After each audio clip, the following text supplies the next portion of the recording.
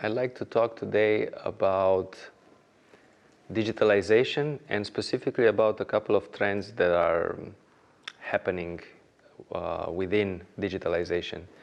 And I will do this from a double perspective, from the perspective of a dentist and from a perspective of a lab owner, so I can, be in both sides of the coin or of the story.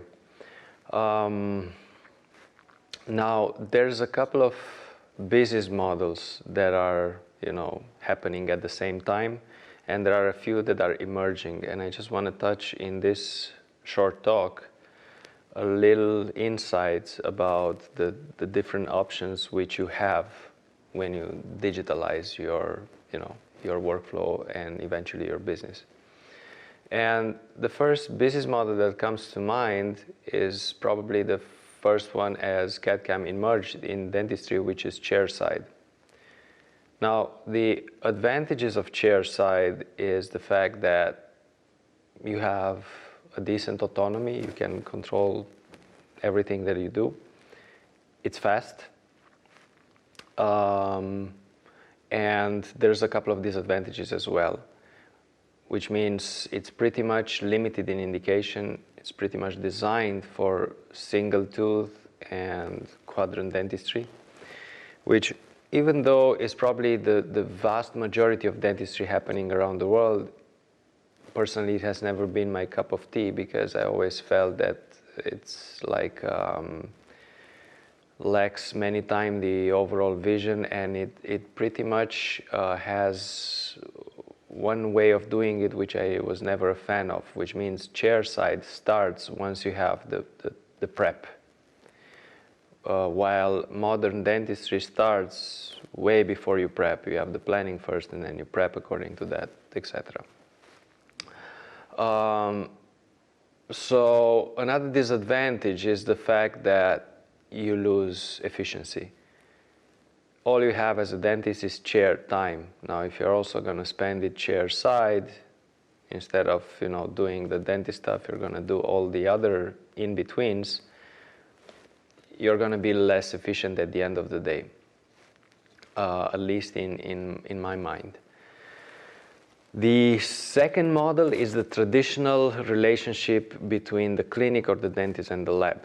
Now, the way that most people imagine digitalization here is, buying the technology and then just, for example, switching the impression with the scan. And of course, this is the starting point, obviously, but it gets a little bit more complicated than that. And the pros here is the fact that you don't have pretty much any limitation indication. When you work with a lab, they can pretty much do any difficulty of case. Second,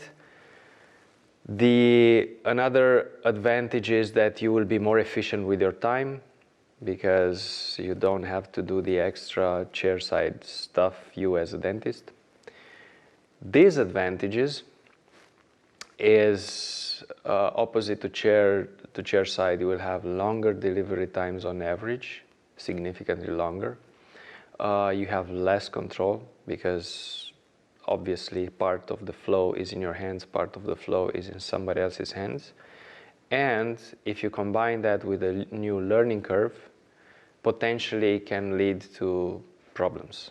And usually problems result in subpar results, and when subpar results occur, there's a lot of frustration in the middle, there's a blame game, and it takes a long time to mature a relationship like this.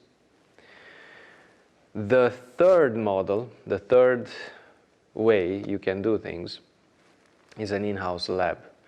Now, in-house lab has a lot of advantages. In-house lab, you technically have all the benefits of working with a lab, but less of the disadvantages, because everything being in one place, communication is better, delivery times are better, the speed in which you can improve things is better. The only downside to in-house lab is probably being able to motivate top-tier technicians to join in this type of business model, because most of the top-tier technicians want their own business and independence. But should you manage this aspect, I think it's probably one of the most powerful models there is. And this is currently what we are into right now out of these models when it comes to the clinic. And I want to talk about some learning points that I can share. What are take the strengths from working in an in-house lab and try to extrapolate to just bring them to the other alternatives. So first of all, I think the strongest thing that you have when you're working with an in-house team as a dentist is the fact that you can call the technician virtually any time to be next to you, to ask an opinion or to check, to validate something. Like the most basic thing is right before you scan, you can just call the technician, have him, be with you when you look over the preps and make sure that everything is according to the plan. And this is invaluable, because in the other way of doing things, you're going to send the scan, patient will leave, and you're going to know you have a problem by the time the patient has already left, which usually it never really gets corrected. It gets tackled somehow, and it's not the same. I think there's a simple, in the way we work, a simple validation system which works in-house, but I want to share how you can do it also when you don't have an in-house relationship. First of all, I think there should be like as close to real time as possible validation of both input and output. And by this I mean me as dentist, when I'm gonna do the prep, which is gonna be input for the lab as in the form of a scan, the technician at that moment is able to validate or invalidate whatever I give him. He can say, I want to change this here, or I want to do this here, or I need more space here, or I need to change the angulation of this here, whatever. And whatever he says is sacred at this point. Once he says, okay, then the validation rights are passed to me. And then I can do the same with the design. With whatever he designs on top of my input, that's going to be the output. Now, the way you can do this if you are not working in the same house, let's say, is, and this is again something that's emerging right now, is to synchronize the schedule, synchronize the appointments, which means just like you make an appointment for the dentist at the time that you know you're going to prep, you also book time for the technician to be available. And then as you're finishing the scan, you can use different ways of communicating and this is, for example, why we have been working since many years on platforms like SmileCloud for collaboration, because this is exactly what it empowers. It empowers this open platform communication that you can do exactly like you do in an in-house environment. You can do it remote, which means at the day of the prep, you're sending it to your technician. He's going to spend 10 minutes to check it. He's going to be there because you scheduled a double appointment. And he's going to give you feedback then in real time, and you're not going to let the patient go until everything is okay. And the same, you can review all the work online. So this is one thing. This is when it comes to, let's say, communication software collaboration. Second, I think when it comes to machines, and this is also, why I'm talking about 𝓕𝓵𝓸𝓻𝓲 right now, or for 𝓕𝓵𝓸𝓻 right now, is the fact that I think you need in this process machines as close to plug and play as possible. And this is why I'm a fan of specifically the wet milling machine from 𝓕𝓵𝓸𝓻 that we use a lot, the DGSHAPE, because believe it or not, we have 3 machines right now. We never went outside the factory settings, and I think we're pushing the limit in many ways in digital dentistry in what we're doing.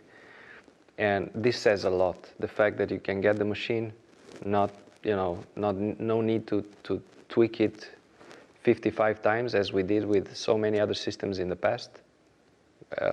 Pretty much all the others we had to tweak a lot, and yes, we were getting results as well, but with much more effort. So I prefer this simplicity and consistency.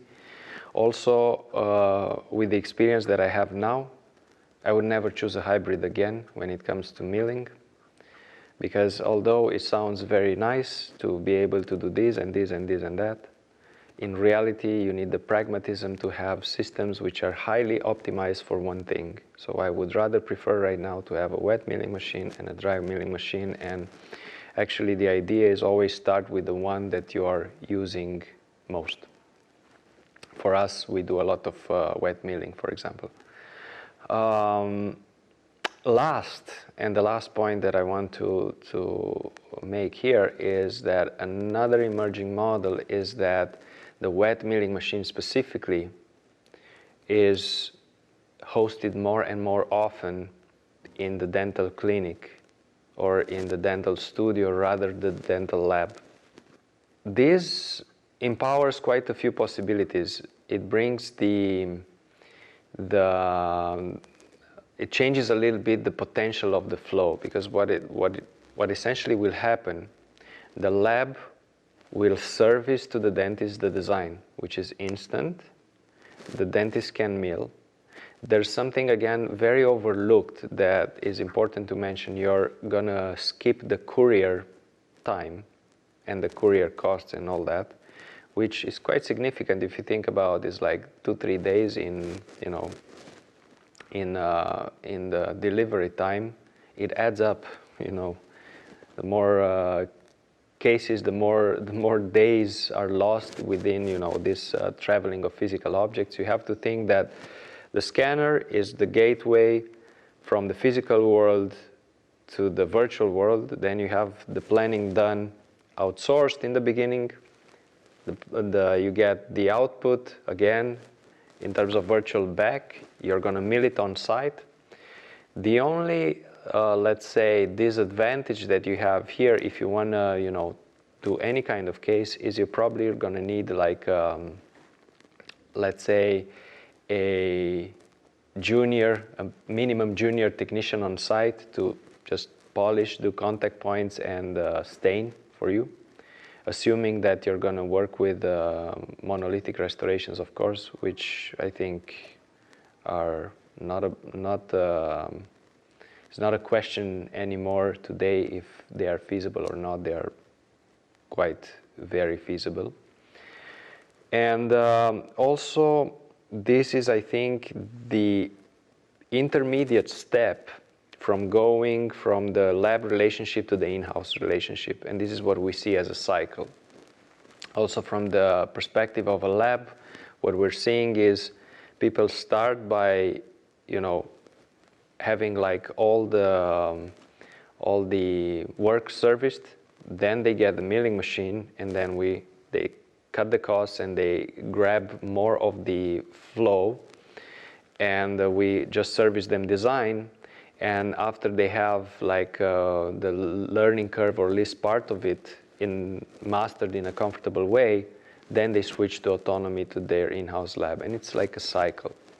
So I'm not gonna advocate for one or the other, because that's not my my role here. I just want to point out, and this is what this small talk was all about making you aware of the options and where exactly do you want to position yourself in this ecosystem, and where exactly you wanna go. And yeah, that's about it. I just want to share a little bit this insight and some basic tips and tricks. Entrepreneurial this side. In a future video, we'll be talking a little bit more clinical. And thank you for watching, and have a good one.